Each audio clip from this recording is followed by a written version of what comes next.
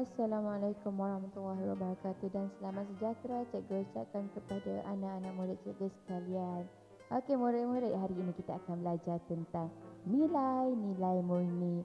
Apa itu nilai-nilai murni? Jom kita tonton video yang cikgu pasang ni. Okey, kita ada beberapa nilai murni yang kita akan belajar. Yang pertama sekali, jom kita tengok.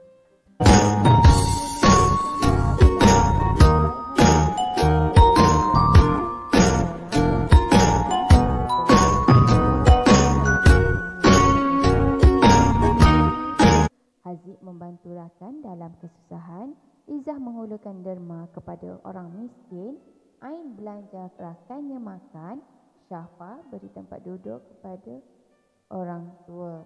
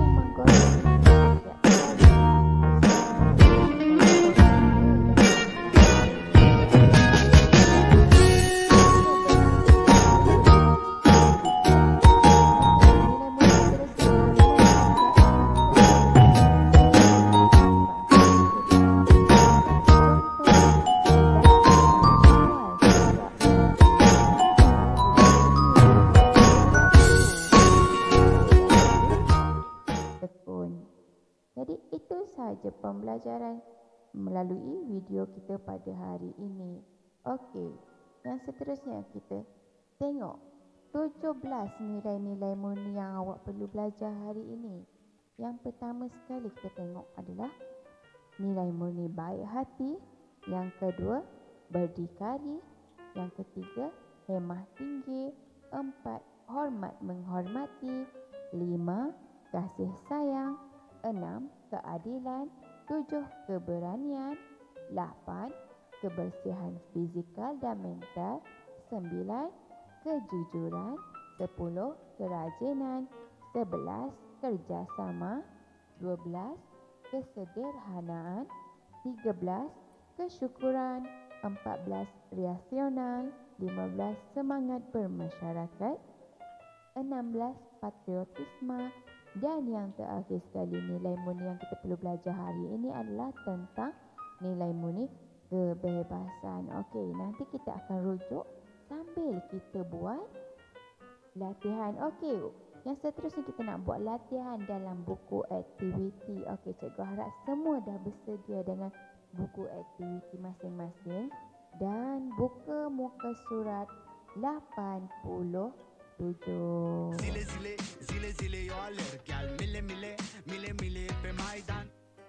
Okey, dah buka muka surat 87 semua?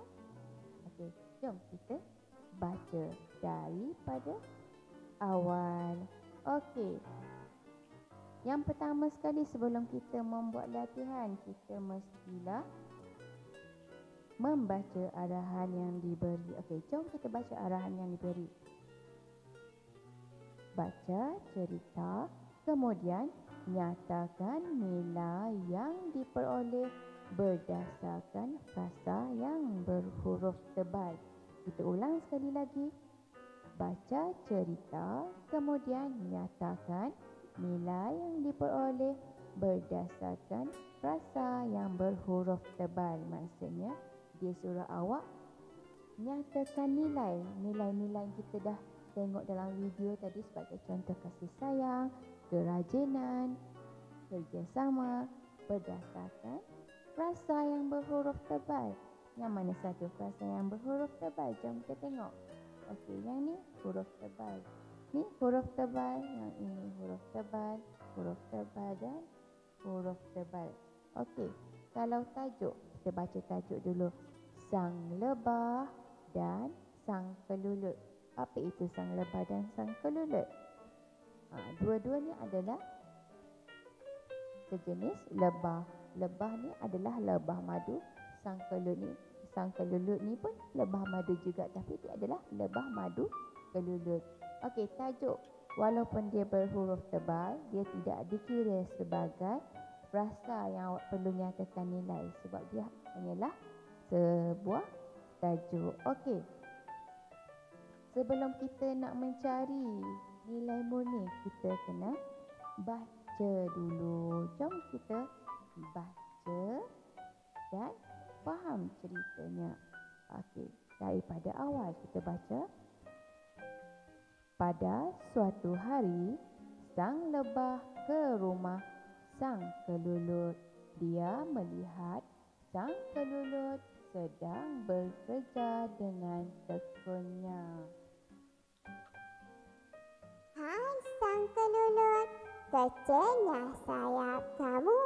Kamu tentu kalah jika berlomba terbang dengan aku, kata sang lebah dengan sinisnya. Tune 2. Belum tentu kamu menang. Esok kita berlomba.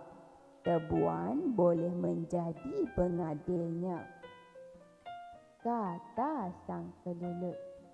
Keesokan harinya, pertandingan diadakan. Sang lebah terlanggar pokok kerana dia terbang terlalu laju. Sang kelulut yang berada di belakang terus terbang ke arah sang lebah. Sang kelulut mengangkat sang lebah lalu terbang ke arah tali garisan penamat. Sejak hari itu, sang lebah tidak sombong lagi. Jadi, dah faham ceritanya, murid-murid? Okey. Sekarang, dia adalah cerita tentang sang lebah dan sang kelulut yang menunjuk-nunjuk siapa yang lebih hebat dalam aktiviti terbang. Jadi, dia berlumba. Jadi, asalnya adalah kerana sang lebah ni dia mengejek sang kelulut. Yang sang lebah ni yang ini satu. Ni adalah sang lebah dan ini adalah sang kelulut. Dia mengejek sang kelulut kerana dia kata sang kelulut ni mempunyai sayap yang kecil. Jadi mungkin sang kelulut ni terbang lambat. Okey, macam cerita sang kura-kura dan arnab hari tu. Dulu-dulu tu. Okey. Akhirnya sang lebah dia terlanggar pokok kerana dia terbang terlalu laju. Oleh kerana dia terlanggar pokok, sang kelulut ni kesian akan sang lebah dan dia terus terbang ke arah sang lebah dan mengangkat sang lebah ke arah tali garisan penamat supaya dua-dua menang. Tak ada orang yang tidak ada lebah yang kalah dan tidak ada lebah yang menang. Okey, jadi sejak daripada hari itu sang lebah tak sombong lagi. Kenapa? Sebab dia malu. Dia malu dengan sang kelulut ni. Walaupun dia kena ejek, sang kelulut ni sanggup tolong dia sehingga dapat menyelesaikan pertandingan tu. Okey, sekarang kita tengok, kita baca yang mana satu adalah frasa yang berhuruf tebal. Kita tandakan. Cikgu nak murid-murid pun sama juga. Ambil sebatang pensil warna ataupun pensil kalau tak ada pensil warna dan sebatang pembaris. Okey, cikgu nak awak gariskan perkataan yang berhuruf tebal. Okey, nombor 1. Cikgu tandakan frasanya adalah sedang bekerja dengan tekunnya. Cikgu ulang, frasa sedang bekerja dengan tekunnya. Jadi, cikgu nak awak tandakan di sini nombor 1. Okey. Dan yang seterusnya, nombor 2. Gariskan perkataan esok kita berlumba. Cikgu ulang, esok kita berlumba. Yang ini adalah frasa nombor 2. Dan nombor 3. Tebuan boleh menjadi pengadilnya. Cikgu ulang, tebuan boleh menjadi pengadilnya. Yang ini awak tandakan sebagai nombor 3. Nombor 4. Mengangkat sang lebah. Cikgu ulang, mengangkat sang lebah. Yang ini awak tandakan sebagai nombor 4. Dan yang terakhir sekali, frasa yang berhuruf tebal adalah tidak sombong lagi. Cikgu ulang, tidak sombong lagi. Jadi yang ini adalah ayat yang ke-5. Okey, sekarang kita tengok nombor 1. Sekarang kita nak mengisi nilai. Di bawah ni dia suruh awak isikan nilai berdasarkan frasa yang kita dah tanda nombor 1, 2, 3 dan 4. Okey, nombor 1 kita tengok. Yang mana satu nombor 1? Yang ini nombor 1. Okey, nombor 1 frasa yang kita tanda tadi adalah sedang bekerja dengan tekunnya. Okey, jom kita tengok jadual nilai-nilai mula. Dia kata sedang bekerja dengan tekun. Okey, ada tak kerja? Dia kerja dengan tekun.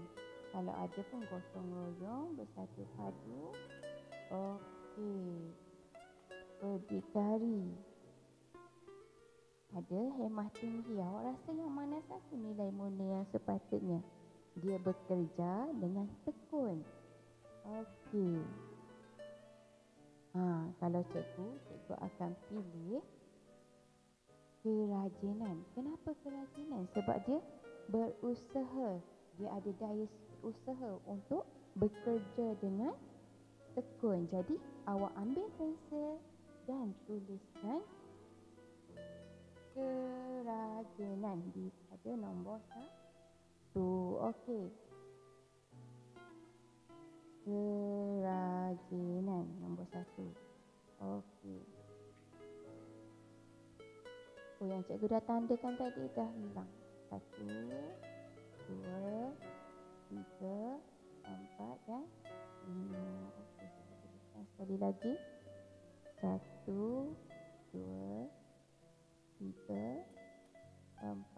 juga 5.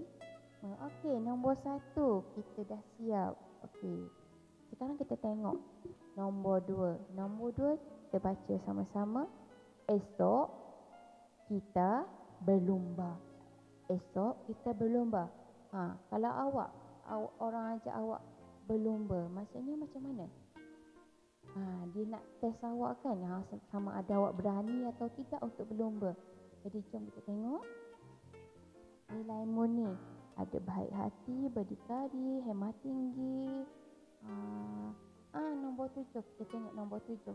Nombor 7 ni kita ada keberanian. Tengok, keberanian maksudnya berani mencuba dan juga berani kerana benar. Jadi bila dia ajak berlumba je, maksudnya dia untuk menguji nilai murni keberanian dalam diri sang kelulut. Jadi tuliskan nombor 2, nilai murninya adalah apa dia tadi?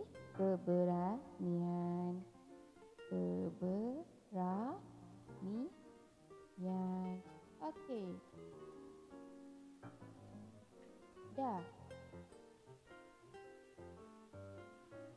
Siap nombor 2. Nombor 3 kita tengok nombor 3. Nombor 3, Tebuan boleh menjadi pengadilnya. Tebuan boleh menjadi pengadilnya. Okey. Untuk menjadi seorang pengadil, dia mestilah seekor yang adil. Dia boleh memberikan keputusan yang tidak berat sebelah. Jadi kita tengok, ada tak yang berkaitan tentang keadilan? Kebebasan. Apa? Nombor 6. Kita tengok nombor 6. Nombor 6 ada tentang keadilan. Dia ada adil. Sama. Kebebasan di sisi undang-undang. Jadi nilai murninya tadi adalah keadilan. Jadi awak tuliskan nombor 3 ni adalah keadilan.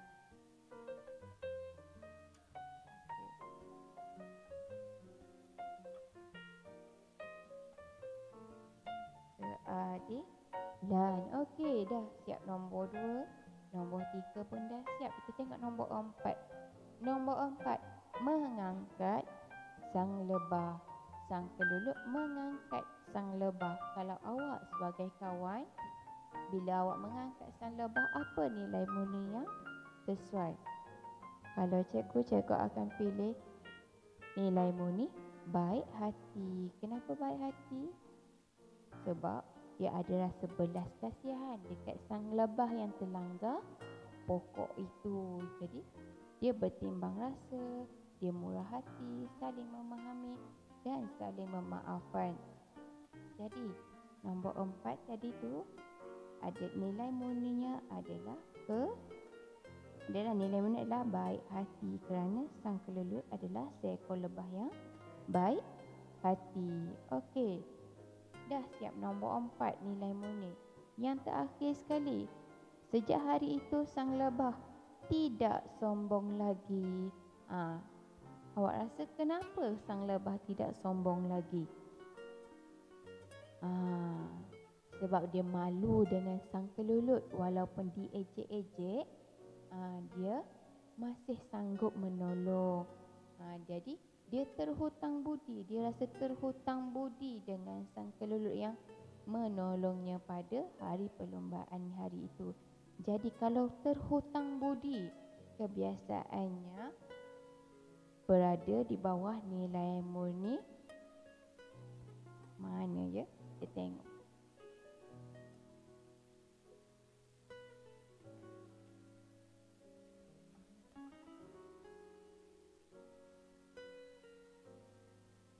Nombor 13. Kita tengok nombor 13. Nombor 13.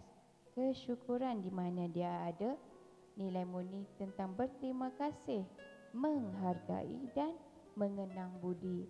Sang lebah ni dia terhutang budi kepada sang kelulut. Dia menghargai apa yang sang kelulut lakukan kepadanya pada hari perlombaan itu dengan menolong. Jadi jadi yang keempat nilai murninya adalah tentang yang kelima. Jadi Yang kelima adalah kesyukuran. Tuliskan kesyukuran, bersyukur kerana dia mempunyai rakan yang sanggup menolongnya walaupun dalam kesusahan, walaupun dia telah mengejek-ngejek. Okey, kita dah siap muka surat 87. Sekarang kita tengok muka surat 88, muka surat sebelah. Okey, muka surat sebelah pun sama juga. Kita tengok, kita baca dia punya arahan. Arahan muka surat 88, dia kata baca cerita, kemudian kenal pasti dan nyatakan nilai yang diperoleh. Okey, muka surat 84 ni pun sama juga dengan muka surat 87 tadi tu. Dia suruh awak baca, faham dan kenal pasti nilai yang ada. Tetapi bezanya muka surat 87 dia ada frasa yang berhuruf tebal. Muka surat 88 ni tak ada frasa yang berhuruf tebal. Okey, sebelum tu kita baca dulu.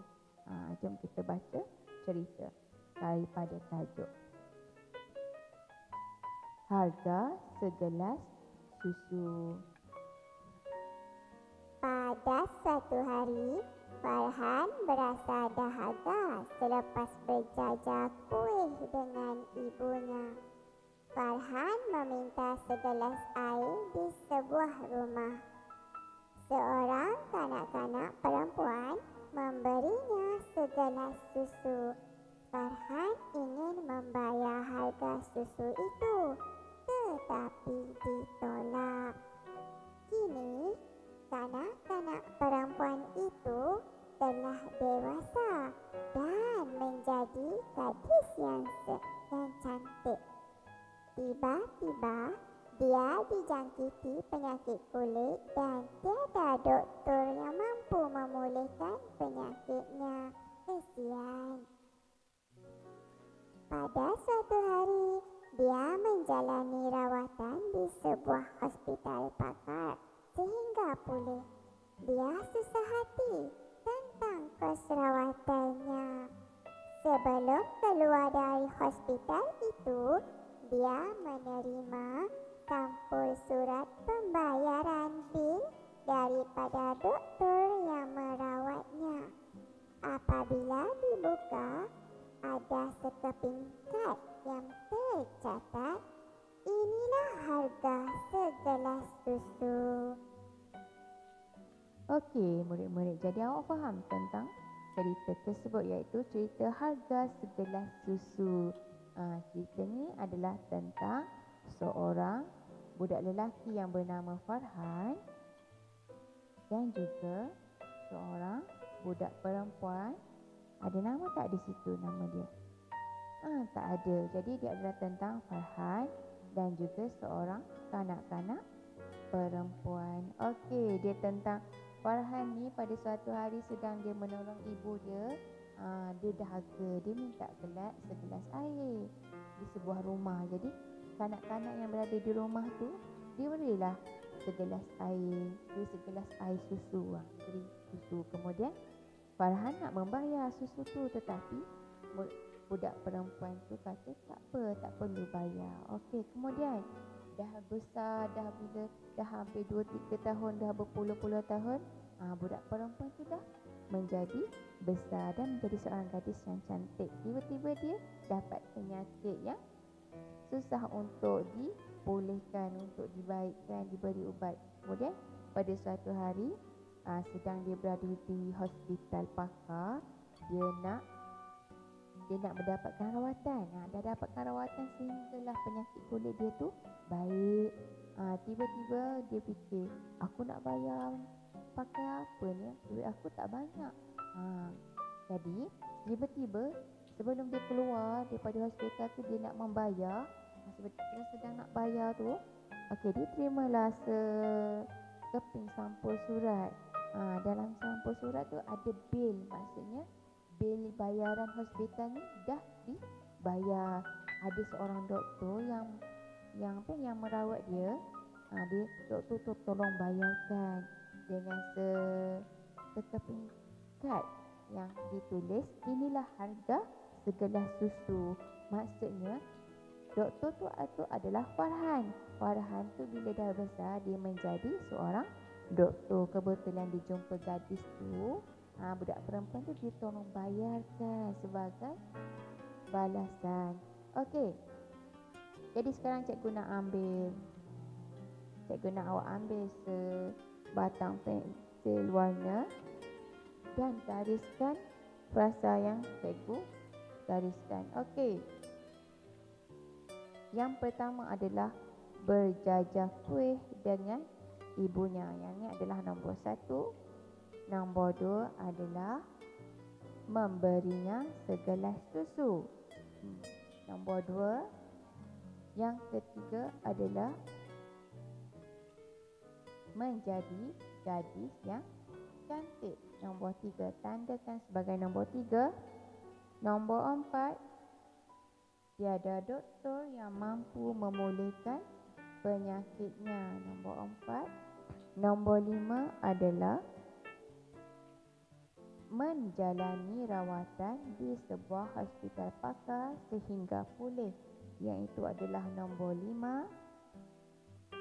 Dan yang terakhir sekali adalah menerima sampul surat pembayaran bil daripada doktor yang merawatnya. Ini adalah nombor 6. Jadi nombor 1 ni awak tuliskan nilai dia kat sini.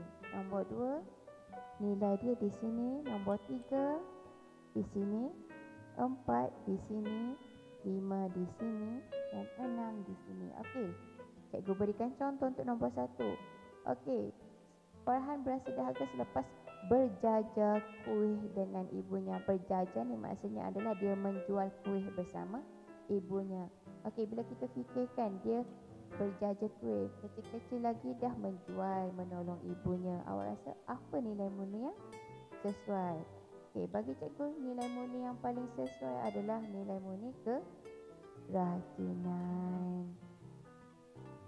Sebab dia rajin membantu ibunya walaupun masih kecil. Jadi bagi nombor 2, 3, 4, 5 dan 6 cikgu nak awak buat sendiri. Kemudian dah siap muka surat 87 dan muka surat 88, ambil gambar. Kemudian ambil gambar hasil kejawab, kemudian hantar ke Google Classroom seperti biasa. Jadi itu sahaja pembelajaran kita pada hari ini. Cikgu ucapkan selamat membuat latihan dan terima kasih. Assalamualaikum warahmatullahi wabarakatuh dan selamat sejahtera.